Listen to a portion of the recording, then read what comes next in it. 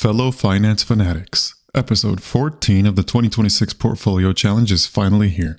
4 strategies ranging from fundamentally sound to flat out foolish, each funded with a fresh $100,000. Facing off against the full force of the market, the past few weeks have been fairly frightening. The market fell and 4 portfolios followed. Everyone, except for one fearless frontrunner, still fighting.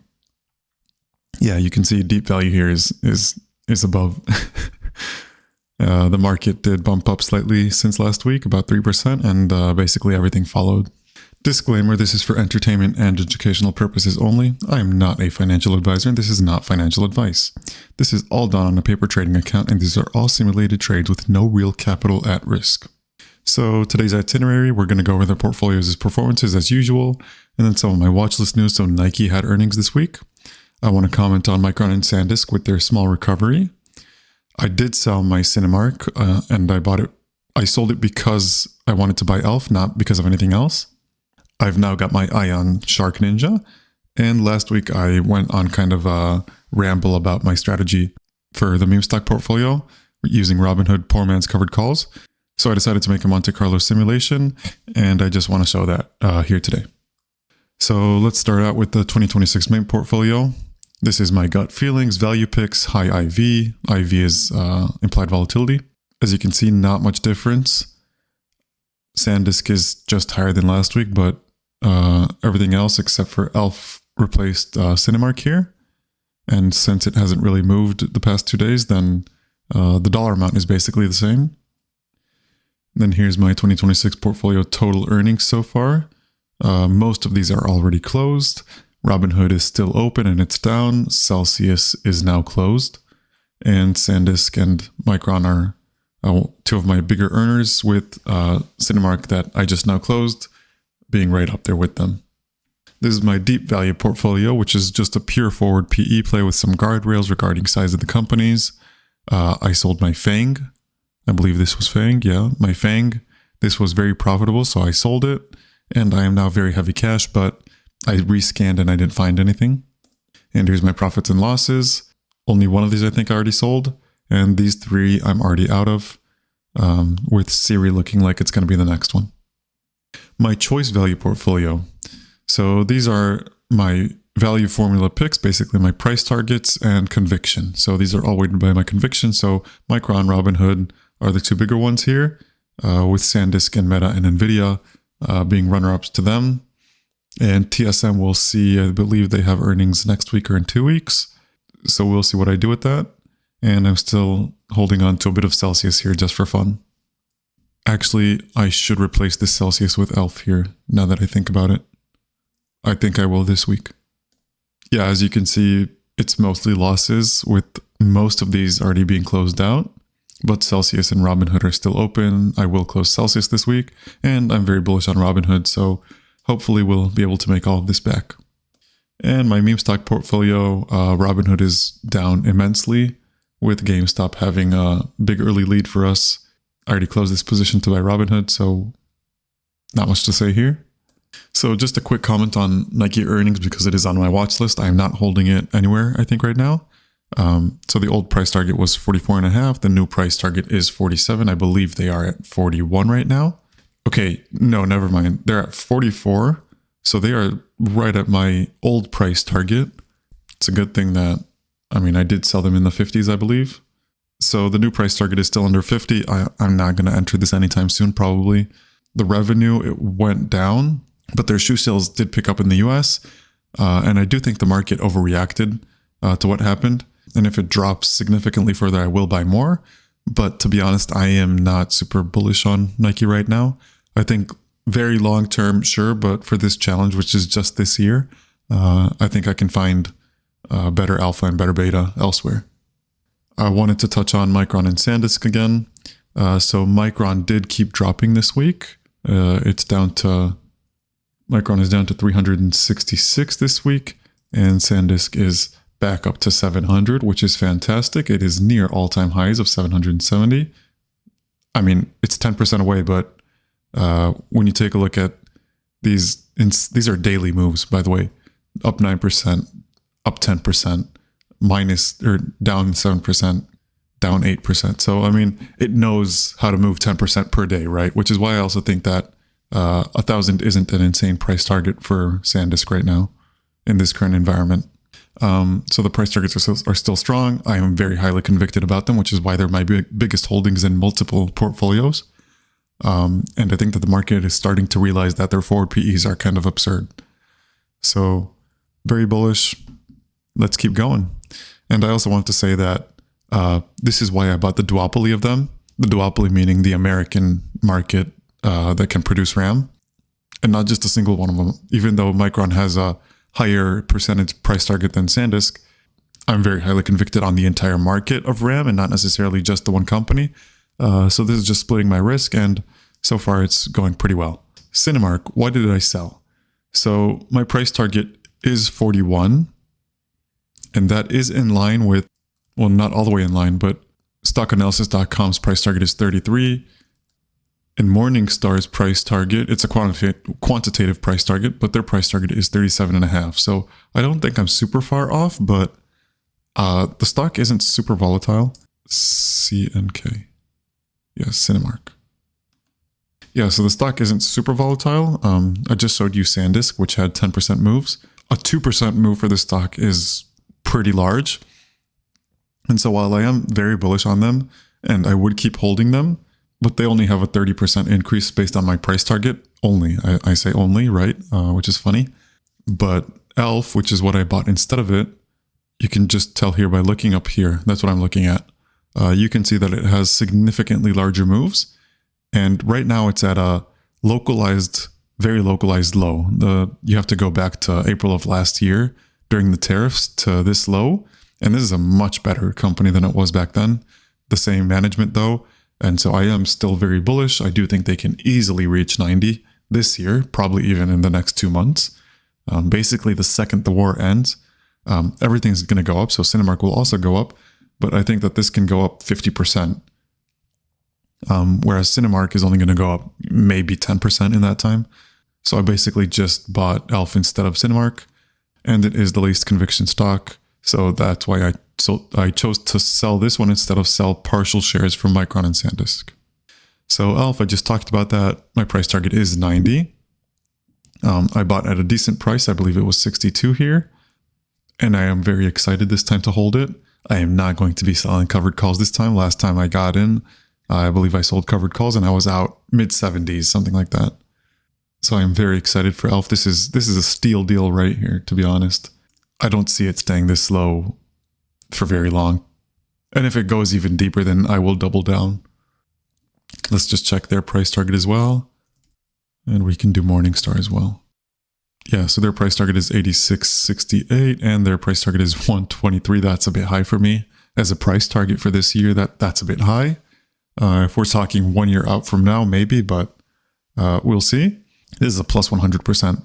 So basically everybody's saying that it is very low compared to what it should be. So I'm in good company right now. Shark Ninja. This is a stock I used to hold in my real portfolios. So Shark Ninja, they have both Shark's household appliances, mainly vacuums, I believe. Steam ones as well and stuff, but mainly vacuums. And then they also have the Ninja Kitchen appliance chain. You've probably heard of the Ninja Creamy, the Ninja ovens, the Ninja grill fires, whatever they call them. So they basically have an insane market value. Their current price is 104. My current price target out a year is 150. And they are, at least they were growing at an insane rate. But unfortunately, they are slowly becoming more expensive. For instance, their newest vacuum, it's more expensive than the newer Dyson vacuums. And their pressure cooker is also more expensive and less good than the Instant Pot pressure cooker. Now, I'm a big fan of Shark's products, Shark and Ninja's products, actually. But they need to get their act together, I think. And I do love the management. They are very creative, but they are an international company. And so tariffs are a big deal for them. So we'll see what happens. I don't think it's going to reach 150. That is kind of insane. I think that it can reach 130, which is a 30% increase if it goes down to 100. So I will be keeping an eye on this. We'll see how I enter, but if it does go down to 100, I am pretty convicted on 130 this year for this stock, so we'll see. And finally, the Robinhood Monte Carlo. So last week I was talking about how I'm still confident despite being down 20-something, high 20s percentages. And I am performing the poor man's covered calls snowball method where I use the, here, I'll just show it.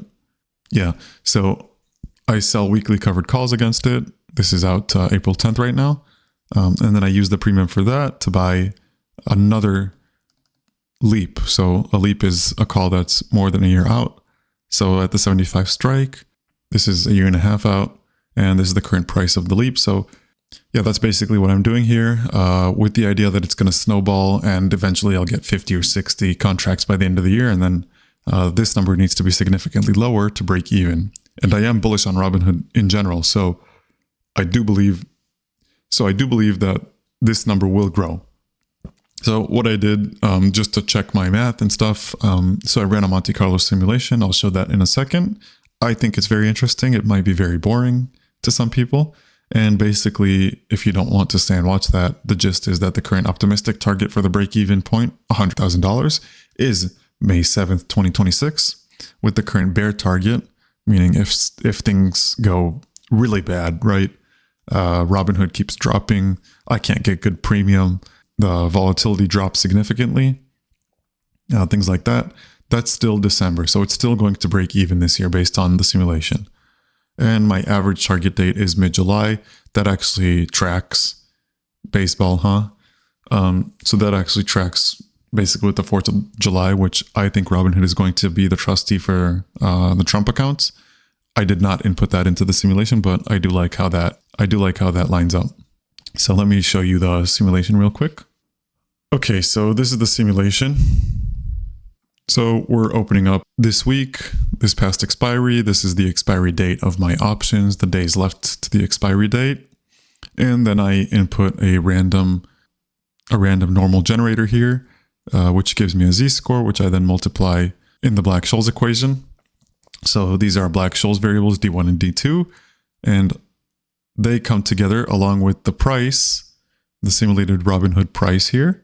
They come together with the mean increase, which I did put a positive number here because I am bullish on Robinhood, along with the standard deviation. This is the weekly standard deviation of Robinhood. So that, along with the risk-free rate of 4%, this might actually be a bit different, but that's what I saw recently, and a 70% IV volatility, which is roughly where Robinhood is in the long term, and a strike of 70. So, this should be 75. Never mind. The gist is, you know what? Let's just do it. Does that change anything? That does not change anything. It just postpones. Actually, yeah, it did. So we're talking optimistic price target of June, median of end of July, not beginning of July, and everything goes wrong target of still early December. So not that different. And basically what happens here is that I started out with the 31 options that I have. This is the money that I made from premium based on the simulated trades here. Let me make this bigger. This is the money that I make each week. And then the z-score, which is random, it tells me what the simulated Robinhood price is going to be based on the standard deviation.